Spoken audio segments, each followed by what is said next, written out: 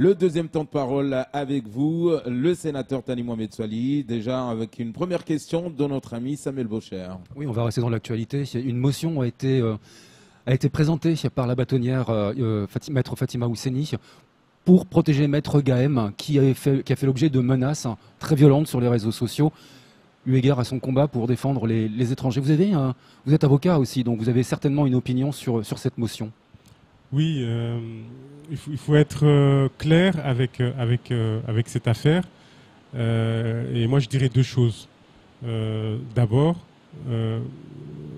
les menaces, comme n'importe quelle sorte de violence, parce que c'est considéré comme une violence, sont inacceptables à l'égard d'un citoyen lambda et d'autant plus à l'égard d'une personne qui effectue son travail.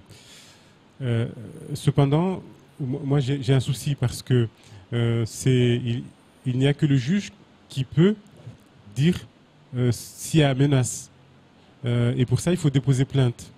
Est-ce que ma consoeur Marjane Gahem a déposé plainte pour qu'il y ait éventuellement une enquête et puis pour qu'un juge puisse dire si oui ou non il y a menace. Parce qu'il faut se méfier. C'est pas parce que dans le langage courant, d'aucuns trouveraient qu'il y a des propos qui peuvent être considérés comme des menaces, que ça veut dire que juridiquement, la qualification de menace, les menaces sont punies de mémoire de 6 mois jusqu'à 5 ans ou 5 ans de prison selon la gravité et des fortes peines d'amende.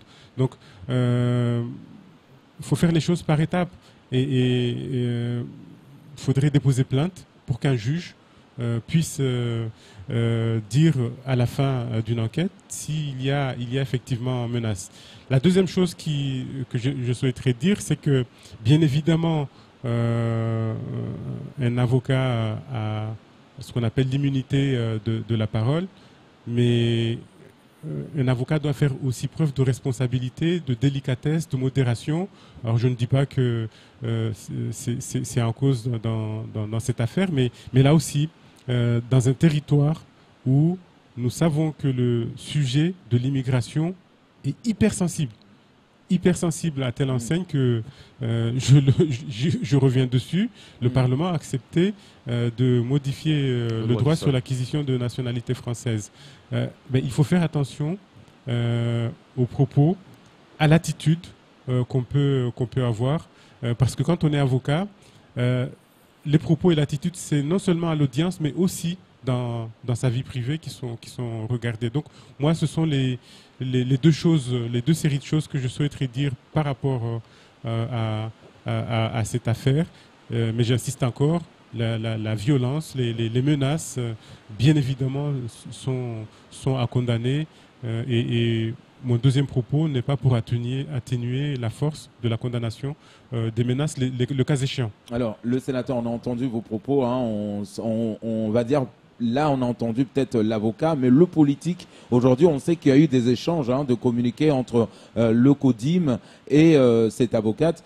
Aujourd'hui, le politique, si vous aviez un message à lancer, par exemple, au collectif, ça serait quoi comme message pour apaiser en tout cas les tensions? C'est un peu ce que j'ai dit dans la deuxième partie de mon intervention. La modération, on ne peut pas, dans un territoire qui est déjà... très touché et très sensibilisé sur ces questions-là.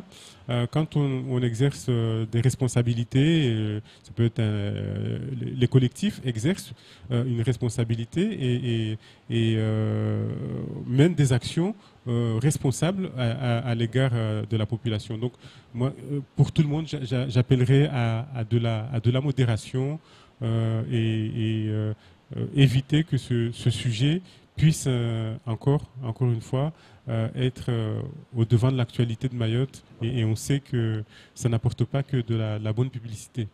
On va tourner la page sur ce dossier-là. Il y en a un autre qui est très très important, qui va arriver dans l'actualité dès demain, mais on en a déjà parlé à plusieurs reprises, le toilettage institutionnel. Sujet sensible aussi, très sensible.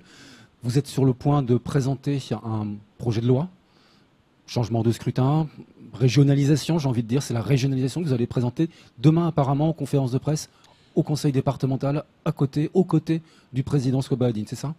Alors effectivement, alors, je reviens sur le mot toilettage institutionnel. Moi, ce n'est pas le qualificatif que je retiens. Mais peu importe. Je reviens dessus parce que parfois les gens insistent sur des choses futiles, alors que l'essentiel, c'est ce qu'on veut faire. Effectivement, demain, j'invite la presse en commun avec le président Sobadine au conseil départemental pour présenter ce travail qui a été effectué. Vous comprendrez bien que je ne veuille pas entrer dans les détails dans ce cas-là, mais la démarche, elle est laquelle? Vous savez, au titre de l'article 24 de la Constitution, notamment, le Sénat représente les collectivités. Donc, moi, à chaque fois que les collectivités de Mayotte, notamment, me sollicitent, mais c'est un devoir, c'est même un devoir constitutionnel, que de faire tout mon possible pour répondre à la commande, si je puis dire. C'est comme ça que lorsqu'il y a eu ces amendements sur la fiscalité, notamment les 60% d'abattement, bien évidemment avec d'autres, je suis monté au créneau. C'est pour ça que lorsque la majorité de Danez Zaidani m'avait demandé une première fois, une modification, une évolution institutionnelle, je m'y suis collé. Et là, c'est pareil. La majorité actuelle, le conseil départemental actuel, a demandé aussi ce qui a été appelé toilettage institutionnel. Moi, je préfère utiliser le mot d'évolution institutionnelle. Vous verrez que dans les propositions de loi que je vais vous présenter, je qualifie, je donne un nom à la future collectivité qui est souhaitée. Pas polémique du tout, j'espère. Mais je vous présenterai plus en détail demain à 11h. Et en fait, il a fallu, par rapport aux demandes à la commande du conseil départemental, il a fallu transformer ça en 2 PPL, en 2 propositions de loi que je présenterai demain. Je vais pas m'étendre sur le sujet, on verra demain. Okay. Par contre, il y a une mission institutionnelle que vous avez annoncée début février à Mayotte. Quel sera son rôle? Alors, je rappelle que cette mission institutionnelle, ce n'est ni plus ni moins que la mesure 48 du plan de sortie de crise. Tout à fait. Et donc, le gouvernement a mandaté cette mission, composée, je crois, de 6 ou 7 inspecteurs, là aussi pour faire l'état des lieux. Moi, je veux bien entendre les gens qui disent encore un rapport, encore une mission, mais c'est comme ça que ça se passe. Même avant de voter une délibération dans une commune, il faut faire un rapport. Pas immense, mais il faut faire un rapport. Parce que c'est comme ça le travail législatif, le travail parlementaire, et j'ai même envie de dire le travail au sein des collectivités. Donc, un gouvernement qui arrive et qui veut changer les choses ne peut pas se contenter de dire je me sers de ce qui a été fait. Parce que si ce qui a été fait était si bien que ça, on n'aurait plus le problème entre les mains. Donc c'est tout à fait normal que ces missions viennent. Ce qui est notable, c'est qu'elles ne prennent pas beaucoup de temps. Et c'est bien parce qu'elles se servent aussi de ce qui a été fait. Donc moi, je leur ai parlé de mes propositions de loi. Pas pour faire mon intéressant, mais pour 2 raisons. Justement, montrer que c'est pas un terrain vierge, mais il y a des travaux qui ont été menés. Et là, en l'occurrence, le conseil départemental a demandé quelque chose que j'ai eu l'honneur d'exécuter. Et la deuxième chose, il ne faut pas qu'on se trompe, il ne faut pas inverser les choses. C'est à nous, élus mahorais, de dire ce que nous voulons de notre territoire. Les inspecteurs, ils viennent pour faire l'état des lieux et pour permettre au gouvernement d'avoir son opinion. Mais c'est à nous de dire ce que nous souhaitons de notre collectivité. Alors qu'on n'obtienne pas tout. Voilà, ça c'est le travail de négociation. Mais c'est aux Mahorais, c'est aux représentants qui ont été élus dans ce territoire de dire ce que nous souhaitons de notre territoire. En fait, c'est un examen à la loupe de ce que nous attendons depuis longtemps, c'est-à-dire la régionalisation, la compétence régionale, l'Assemblée unique.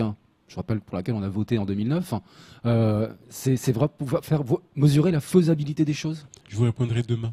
D'accord. J'irai essayer. Alors, on va, Mais vous chauffez.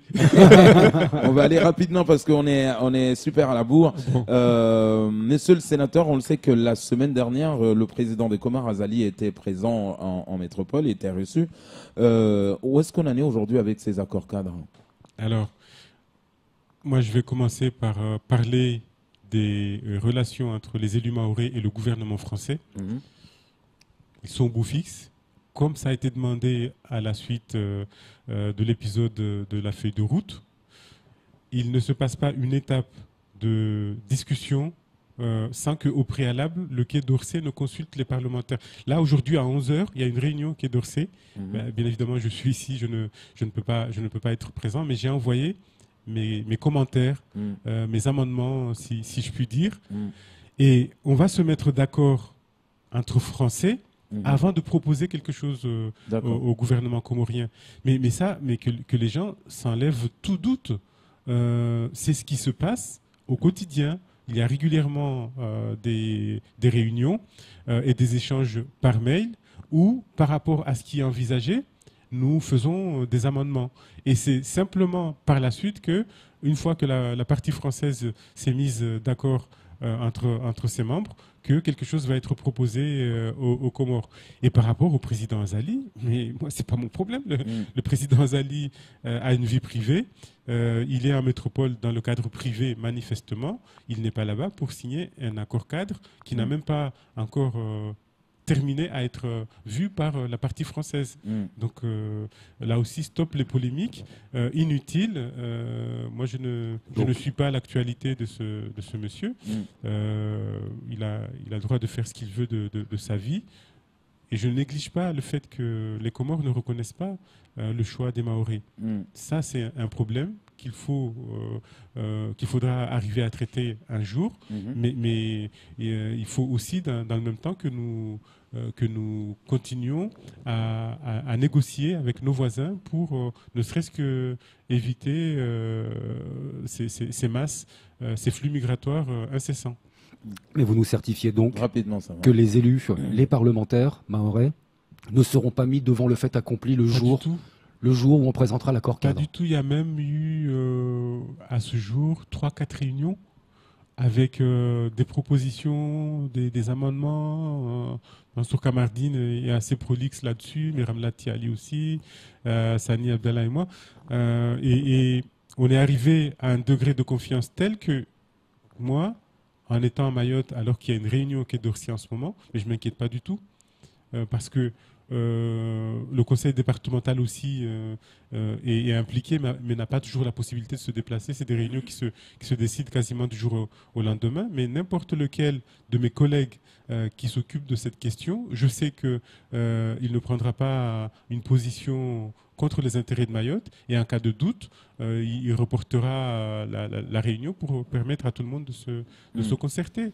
Il faut arrêter avec ces suspicions infondées et malveillantes sur les élus qui font leur boulot. Merci beaucoup, monsieur le sénateur, d'être venu nous voir. 2 temps de parole avec vous. Ça sera tout pour aujourd'hui. On se retrouve juste après. Merci. Rendez-vous au nouveau magasin Mayotte Bureau à Kaweni. Notre spécialiste du meuble et de la décoration pour les particuliers et les entreprises vous y attend juste après la matinale. Balou, numéro 1 quincaillerie, outillage, partenaire de la matinale.